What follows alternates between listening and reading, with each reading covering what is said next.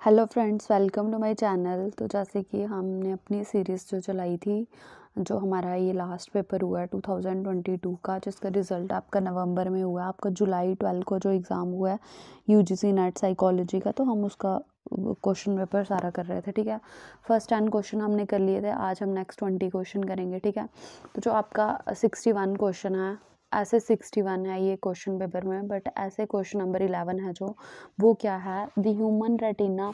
और इसको जिसको इसकी पीडीएफ चाहिए होगी ना, टेलीग्राम लिंक में चले जाना, आंसर भी मिलेंगे और वो भी मिलेगी, क्वेश्चन पेपर वहाँ पूरा मिलेगा। अच्छा, अब ये हिंदी में भी है और इंग्लिश में भी है। सबसे पहले अगर the human retina contain approximately, जो ह्यूमन का रेटिना होता है, ये आई के स्ट्रक्चर का आपका क्वेश्चन आया है, यानी कि सेंसेशन का क्वेश्चन आया है। पूछा है कि जो रेटिना है उसमें अप्रॉक्सीमेटली कितने, कंटेन्स अप्रॉक्सीमेटली, उसमें क्या होता है। ठीक है, 6 मिलियन। अब सबसे पहले ये बताना चाहिए रॉड्स और कोन्स होते हैं उसमें, और कितने होते हैं ये बताना चाहिए। ठीक है, 6 मिलियन कोन्स होते हैं और 120 मिलियंस आपके क्या होते हैं, रॉड्स होते हैं। अब बोलोगे ये क्वेश्चन कहाँ से आया, तो ये बैरन की बुक में से उन्होंने पूछा हुआ है आपको। ठीक है, तो इसका आंसर है सी। नेक्स्ट क्वेश्चन आ गया हमारा। नेक्स्ट क्वेश्चन क्या पूछ रहे हैं ये, an EEG record during NREM sleep show dash waves. अब जो स्लीप भी मैंने करवाया है उसमें हर एक टाइप की करवाई है कि कौन सी REM स्लीप्स क्या है और NREM स्लीप क्या है। ठीक है, तो इन्होंने बोला है कि EEG है जो रिकॉर्ड करती है ड्यूरिंग NREM स्लीप, वो कौन सी वेव को शो करती है, तो वो डेल्टा वेव्स को शो करती है। ठीक है, और ये रहा हिंदी वालों का ये क्वेश्चन, हिंदी में भी दिया है ये। ठीक है, नेक्स्ट क्वेश्चन आ गया आपका क्वेश्चन नंबर 3, यानी कि 13th क्वेश्चन, क्वेश्चन नंबर 63। ये क्वेश्चन है, one of the primary objective for developing first bachelor intelligence scale was to, जो पहला प्राइमरी ऑब्जेक्टिव बना था बैचलर स्केल के लिए, वो कौन सा था आपका, क्वेश्चन नंबर 3 का। इसका आंसर क्या आ गया आपका, इसका आंसर भी है a, meet the need of effective adult scale. ठीक है, तो ये अडल्ट स्केल था और ये रहा इसका हिंदी में ये क्वेश्चन, ये ऑप्शन दिए। ठीक है, इसका आंसर आ जाएगा ए। अब आ गया क्वेश्चन नंबर 64। ये इन्होंने पूछा आपको, रिसर्च का क्वेश्चन पूछा। ठीक है, अब ये क्या पूछ रहे हैं इधर, a researcher interested to verify the effect of 3 independent variable on 2 dependent variable shall use for the data analysis. ठीक है, तो वो कौन सा हम डिज़ाइन यूज़ करेंगे, एनोवा, एनकोवा, मैनकोवा की मैनोवा। एनोवा में क्या होता है, कितने डिपेंडेंट कितने इंडिपेंडेंट पता होना चाहिए। एनकोवा में हम कोवेरिएट का देखते हैं, और मैनकोवा में क्या करेंगे, कितने का देखेंगे देखेंगे तो कोवेरिएट का, बट ज़्यादा क्या हो जाएंगे, इंडिपेंडेंट। तो इसमें क्या होता है, जो एनोवा होता है उसमें एक इंडिपेंडेंट होता है और एक ही डिपेंडेंट होता है, बट जो मैनोवा है उसमें क्या हो जाएंगे आपके डिपेंडेंट वेरिएबल इंक्रीज हो जाएंगे, सॉरी, डिपेंडेंट ज़्यादा होते हैं, किसमें, एक से ज़्यादा होते हैं मैनोवा में, बट एनोवा में एक ही डिपेंडेंट होता है। ठीक है, तो इसका आंसर है डी।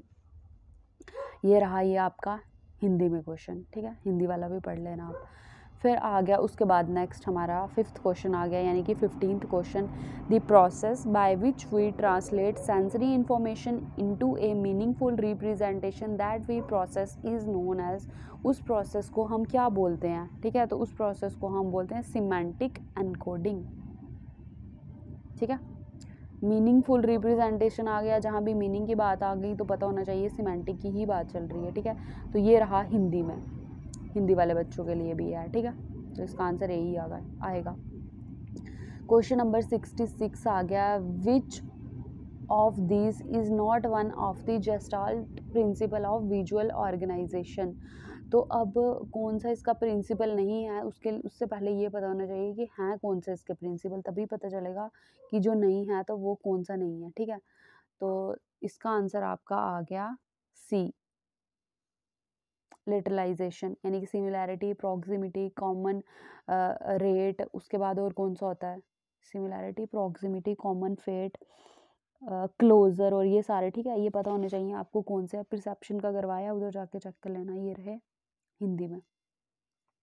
नेक्स्ट आ गया, the somatic nervous system function with the help of, कौन कौन सी नर्व की हेल्प के साथ आपका क्या करता है, सोमैटिक सिस्टम है जो कौन कौन सी नर्व के साथ, मतलब कौन कौन सी नर्व्स उसमें यूज़ होती हैं आपकी। कौन कौन सी नर्व है वो आपकी दोनों टाइप की हैं, क्रेनियल भी हैं और स्पाइनल नर्व्स भी हैं, ठीक है। और जब हम इसका पढ़ते हैं तो हम क्रेनियल नर्व्स जो हैं हमें पता होनी चाहिए कितनी है और स्पाइनल नर्व्स कितनी हैं। अगर पता होगा तो मुझे कमेंट करके बताना कितनी है। अगर आपको ये पता होगा फिर मैं ये भी बताऊंगी कि वो कौन कौन सी हैं, ठीक है। Question number 68, positivist paradigm subscribe to, जो पॉजिटिविस्ट पैराडिगम वाले थे, मतलब जो वो वाले साइकोलॉजिस्ट थे, उनके अकॉर्डिंग क्या था, ये जो चार आपको ऑप्शन दिए हुए हैं, ठीक है। तो इनके अकॉर्डिंग क्या था, social construction of reality, observer independent reality, phenomenological analysis of reality, maintaining positivity in research. तो इनका था ऑब्जर्वर इंडिपेंडेंट ऑफ रियलिटी। अगर अभी इस बार इन्होंने पॉजिटिविस्ट का पूछा है तो हो सकता है नेक्स्ट टाइम पोस्ट पॉजिटिविस्ट का पूछ लें, ठीक है। तो हिंदी वाला ये रहा।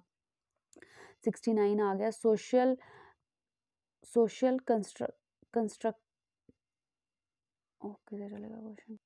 Social constructionist approach would allow culture, तो सोशल कंस्ट्रक्शनलिस्ट अप्रोच के लिए पूछा। अब ये वर्ड नहीं निकलेगा मुझे, यही प्रॉब्लम है। तो इनके अकॉर्डिंग क्या है, अलो कल्चर डाइवर्सिटी, इसका आंसर है डी, ठीक है। तो हिंदी वाले बच्चे भी पढ़ लेना। फिर आ गया क्वेश्चन नंबर 70 यानी कि question number 20, sensation seeking among adolescents.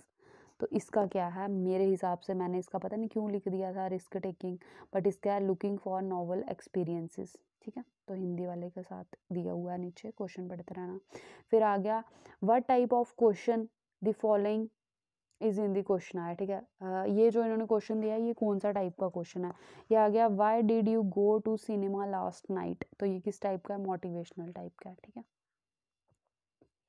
अब आ गया, ये रहा हिंदी में।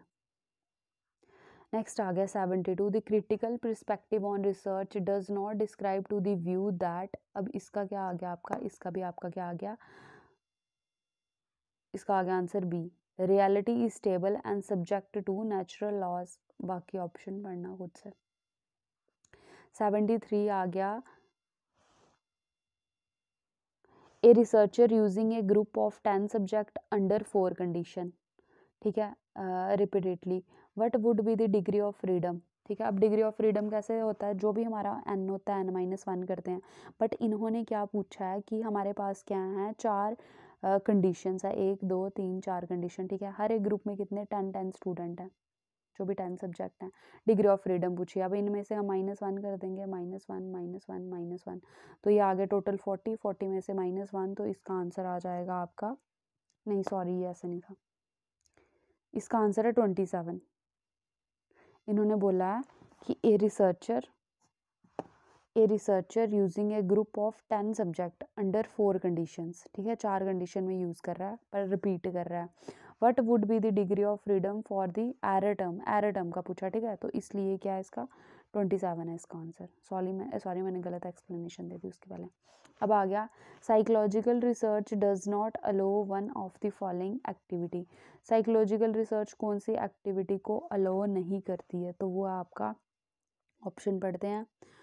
इसका non granting permission to withdraw from research process, ठीक है। बाकी पढ़ लेना, कॉन्फिडेंशियलिटी को भी मेंटेन करते हैं, डी ब्रीफिंग दी पार्टिसिपेंट को भी करते हैं, obtaining consent to conduct the research, तो जो नहीं करते हैं वो क्या आपका सी पार्ट, हिंदी में भी इसका पढ़ लेना। फिर आ गया क्वेश्चन नंबर 75 यानी कि आपका क्वेश्चन नंबर अगर इधर 75 है तो ऐसे 25 होगा ये। In a normal distribution and examine score 1 standard deviation above the mean, ठीक है। तो इन्होंने पूछा what shall be the his or her percentile score कितना होगा उसका, तो कितना होगा 84। तो यह आपको पता होना चाहिए 1 स्टैंडर्ड डेविएशन क्या है, 2 क्या और 3 क्या, फिर पता लग जाता है स्कोर कैसे निकलता है, ठीक है। फिर आ गया, which one of the following statement does not apply to normal probability curve. कौन सी स्टेटमेंट है नॉर्मल प्रोबेबिलिटी कर्व को अप्लाई नहीं होती है, ठीक है। तो इसका क्या आ जाएगा आपका, इट्स कर्टसीज इज 0। तो ये बाकी सारी क्या है उसकी करेक्टरिस्टिक्स ही हैं, हिंदी में भी पढ़ लेना। फिर आ गया क्वेश्चन नंबर 77 का आपको पूछ रहा है, qualitative research can follow several approaches to knowledge, identify one which is contrary to the assumptions of qualitative research, ठीक है। जो क्वालिटेटिव रिसर्च की क्या है उसको अपोज कर रही है, ठीक है। तो इसका आंसर क्या आ गया आपका? Positivist approach. अब पॉजिटिविस्ट क्या थे और पोस्ट पॉजिटिविस्ट क्या थे ये पता होना चाहिए। पॉजिटिविस्ट सिर्फ क्वांटिटी पे बिलीव करते थे, जो भी है कॉज इफेक्ट पे बिलीव कर रहे हैं, उसके बाहर की क्वालिटी पे बिलीव नहीं करते थे। तो इसका अपोज कौन कर रहा है? पॉजिटिविस्ट कर रहे हैं। हिंदी में उसको क्या बोलते हैं? रीड कर लेना। क्वेश्चन नंबर 78 आ गया। Dash is a measure of dispersion that considered all the score. ठीक है। तो range, quartile deviation, average deviation and inter quartile deviation. तो इसका क्या आना था? सी, क्योंकि क्वार्टाइल डेविएशन भी इसको मेजर करती है, रेंज भी करती है और इंटर क्वार्टाइल ये भी करती है, इंटर क्वार्टाइल भी करती है। बट इन्होंने बोला ऑल स्कोर, ऑल स्कोर के लिए हमें एवरेज चाहिए होती है, तो एवरेज डेविएशन आ गया इसका। ठीक है। फिर आ गया 79। By what symbol the standardized regression coefficient is usually depicted? ठीक है। तो इसका क्या आ गया आपका? ए।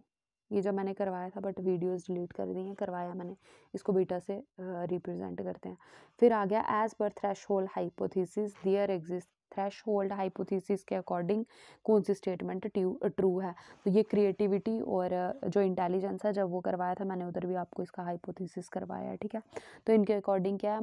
मॉडरेस्ट positive relationship between intelligence and creativity when IQ is below the threshold. ठीक है। जब बिलो होगा तब करेंगे, अबव में नहीं करते हैं। ठीक है। तो इसका आंसर है बी।